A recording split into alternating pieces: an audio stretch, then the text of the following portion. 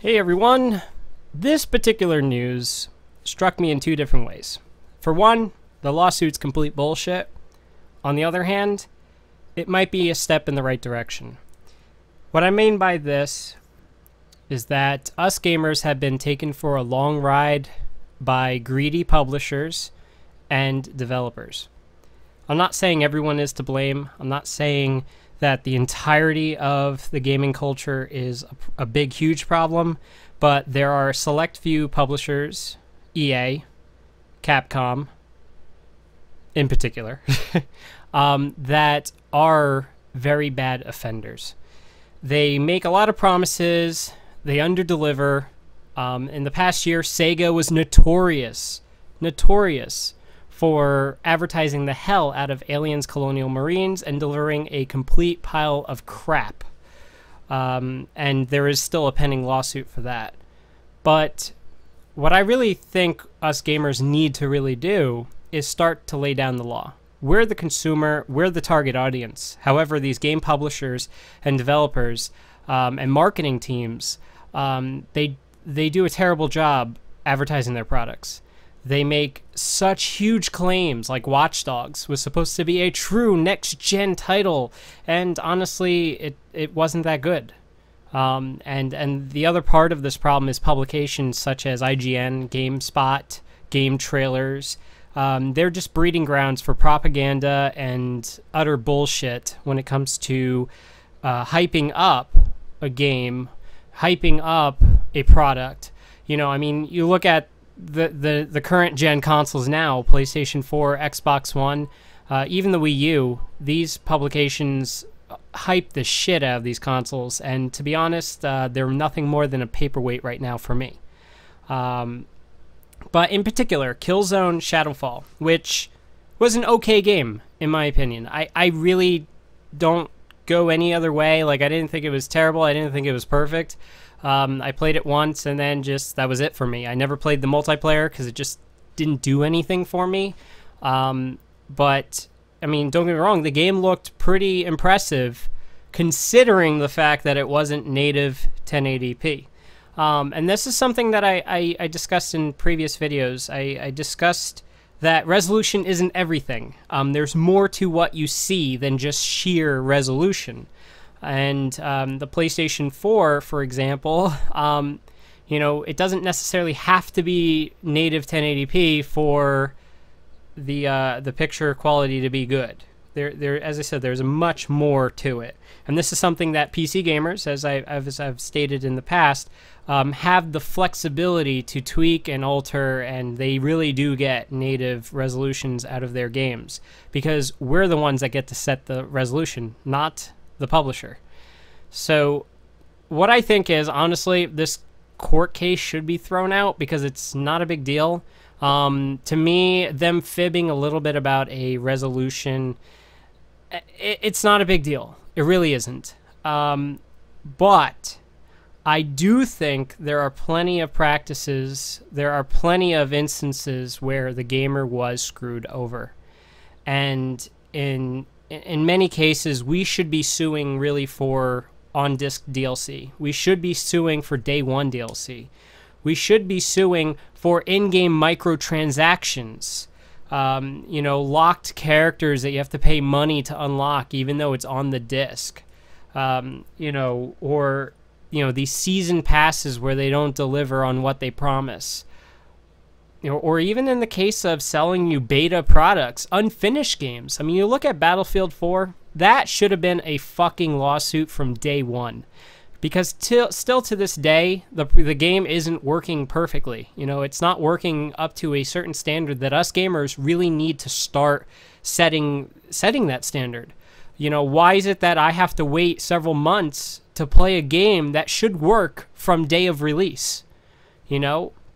I mean, this is no different from GM selling a shitload of cars that have apparent defects that kill people.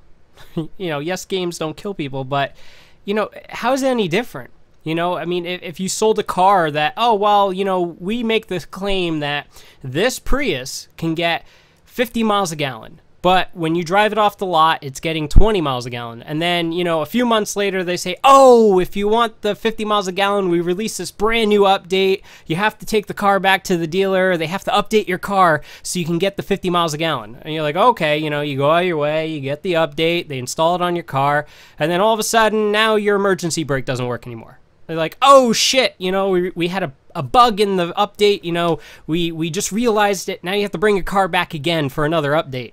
And then, you know, you update that, and oh, what do you know? The car's high beams randomly turn on and turn off, you know, and then they say, hey, we have another fucking update. You install that one, and now instead of getting 50 miles a gallon, you're getting 40. You see, the problem is that's how it is in the gaming world. That's how it is with these damn consoles, where, you know, they make all these damn promises that they never deliver on, and then when they say they're going to deliver it, they end up breaking other shit in the meantime. And this is what gaming has ultimately become. I mean, the worst offender from my experience is the PlayStation 3, where every time you go to turn it on, there's a fucking update that you have to install before you can play your game. You know, you have to install the system update. Okay, that takes a half hour. Now you're done with that. You pop in Call of Duty, you want to play that, and then you launch the game. Oh shit, you have to install an update for this game too. Okay, so you install that update, it takes another 15 minutes. You know, this kind of crap gets in the way of you enjoying your game. And, you know, for a person to just sue over a fucking resolution, and as I said, it was a minuscule difference.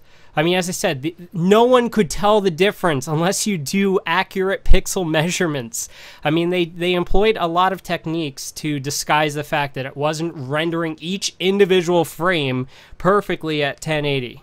You know, but there are bigger issues. There are, you know, plenty of things that we should combine our forces together to really lay down the law and say, hey, Sony, you remember that feature you promised us on the PlayStation 4? You know, the one where you can just, you know, put your console in standby and then come back later and resume your game as if it was paused? Hey, you know, that feature's still not available on that fucking console, you know? Or, how about this? The console will automatically update itself.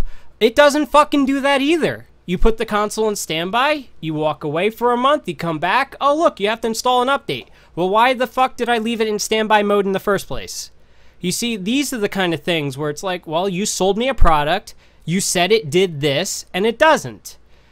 You know, that's the kind of stuff that we really, you know, need to put our foot down on. You know, false advertising is becoming a problem in the gaming industry. As I said, the resolution issue here is not the problem. There are much bigger fish to fry, and that's where we should be focusing our attention on. And unfortunately, it's these stupid little shoddy lawsuits that people are like, oh, these gamers, they're babies. They're such assholes that they want to sue over everything. As I said, there is no reason to sue over what he's suing for. And to be honest, I hope that thing is thrown out of court. You know, $5 million for a resolution problem? No, I think in this particular case, you know, a lawsuit, if I were to start a lawsuit, I would, you know, sue Sony over false advertising with the PlayStation 4 for having, you know, promising features that just have yet to come out, you know, and say, okay, the penalty should be that you have to give every single PlayStation 4 owner X amount of credit to make up for the fact that you fucked up, you know, and that's the kind of stuff that we need, is that, you know, Sony, Microsoft, Nintendo, you know, you make these big promises, you don't deliver on it. I think you owe it to the gamer to make up for that. You know, if you're EA, you release Battlefield 4 and it doesn't fucking work for a year, I think you should refund every single gamer who purchased Battlefield 4. These are the kind of policies, you know, police yourself so you don't have to worry about regulations. But it seems that regulations are the only thing that would actually get their shit together. You know, I mean, the end-user license agreements, Laren Bonvaren or Gamers Getting Played, he constantly brings this shit up, and you dumbasses out there, do not read what you're signing. The fact that I have to sign a contract just to play my game console that I paid for, that's a problem. You know, when I buy a game, and then I'm being told, no, actually, you license this game. You have to play by our rules because we can control our purchases after the fact. These are the kind of things you need to sue over. I'm sorry, Sony, you can't control your product after you've sold it. It's called the first sale doctrine. Read it. These are the kind of things that you guys have to really, you know, sit down, assess what the problems in the industry are. You know, I mean, if everyone listens to Colin Moriarty, oh yeah, you know, everything's fantastic. The world is perfect. You know, the gaming industry has never been better. Games have never been cheaper, according to him. You know, he loves PlayStation Now. Honestly, I think PlayStation Now is a good concept, poorly executed. Where it should never be a fucking rental service. It should be a pay-to-own. Or it should be, hey, look, here's our PlayStation Plus games. You know, we release it for the PlayStation 3, but you own a PS4. Well, hey, look, you know what? Part of your PS Plus subscription, you can play these games that we're releasing for free on the PlayStation 3 on your PS4 for free as part of your subscription. That's how you're supposed to use this service. But instead, Sony wants to treat it like a glorified video-on-demand service like your cable provider. And to me, it's like, that's such a waste of such good technology. You know, instant game streaming is a great idea, but if you're going to put it behind this rental paywall, okay, it's useless to me. I'm not going to use it because I don't agree with paying for a rental service. You know, I'm sorry, it just doesn't work for me. And these are the kind of things that us gamers need to collaborate on and put our minds together and say, look, here's the 10 commandments of video gaming. Thou shalt not fuck us over. Thou shalt not produce false advertising. Thou shalt not make 80 updates for a single fucking game. Thou shalt release game finished. You know, these are the kind of things. That's what I want out of gaming. So, sorry for this very long rant. It's been long overdue.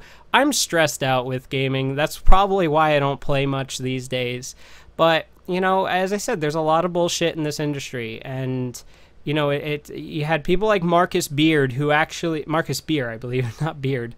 You know, he was actually doing a reasonable job. Then, you know, sell out, or the fact that, you know, he made too many enemies. And to be honest, the things that he complained about in our gaming industry aren't necessarily the ones that are real issues.